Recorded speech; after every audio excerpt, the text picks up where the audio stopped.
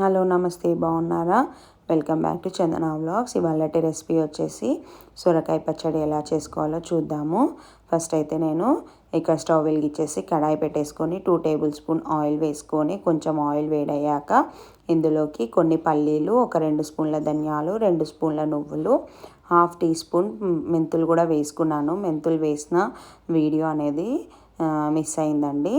అయితే వేసుకున్నాను. అక్కడ 5 నుంచి 6 పచ్చిమిర్చి కూడా వేసేసుకొని బాగా ఫ్రై చేసుకున్నాను. వీటిని కొంచెం అవి ఫ్రై అయ్యాక ఇందులోకి మనము కట్ చేసి పెట్టుకున్న పొట్టు తీసి సన్నగా కట్ చేసి పెట్టుకున్న సొరకాయ ముక్కలు వేసుకోవాలి.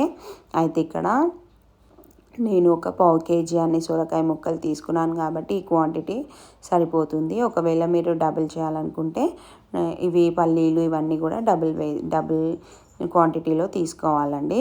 ఇక్కడైతే చూపించిన విధంగా బాగా ఫ్రై చేసుకోవాలి. వీటిని కొంచెం అవి ఫ్రై అయ్యాక ఇందులోకి 1 టీ స్పూను పసుపు వేసేసి మళ్ళీ కొంచెం ఫ్రై చేసుకోవాలి.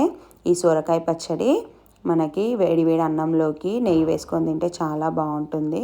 ఇక్కడ చూపిస్తున్నాను కదా, అలా స్పూన్తో కట్ చేస్తే కట్ అయ్యిందంటే అవి వేగినట్టే.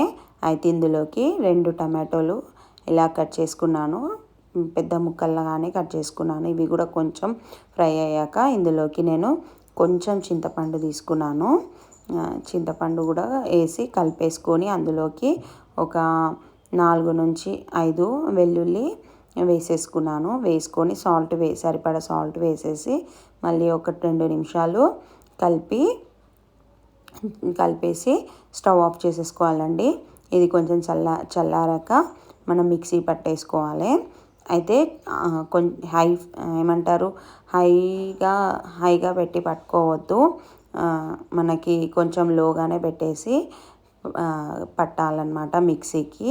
అయితే ఇక్కడ నువ్వులు అనేటివి ఆయిల్లోనే వేసాం కాబట్టి ఆ స్పూన్కి అంతా అతుకుపోయాయి. అందుగురించి నేను అవన్నీ మొత్తం నీట్గా ఊడ్చి వేసాను. ఇక్కడ చూపిస్తున్నాను కదా, అలా పడుతూ ఇలా మళ్ళీ మూత తీసి పట్టేసుకోవాలి. అది కొంచెం బరుకుగానే ఉంటే బాగుంటుందండి. మిక్సీ పట్టేసుకున్నాను కదా, తాలింపుకి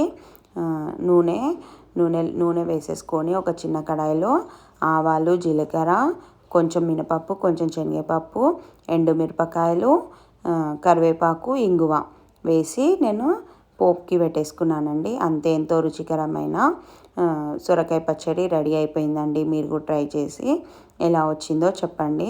అంతకన్నా ముందు నా ఛానల్ని సబ్స్క్రైబ్ చేసుకొని వాళ్ళు సబ్స్క్రైబ్ చేసుకోండి, లైక్ చేయండి, షేర్ చేయండి. మరిన్ని వీడియోస్ కోసం మరొక వీడియోతో మీ ముందుంటాను. బాయ్.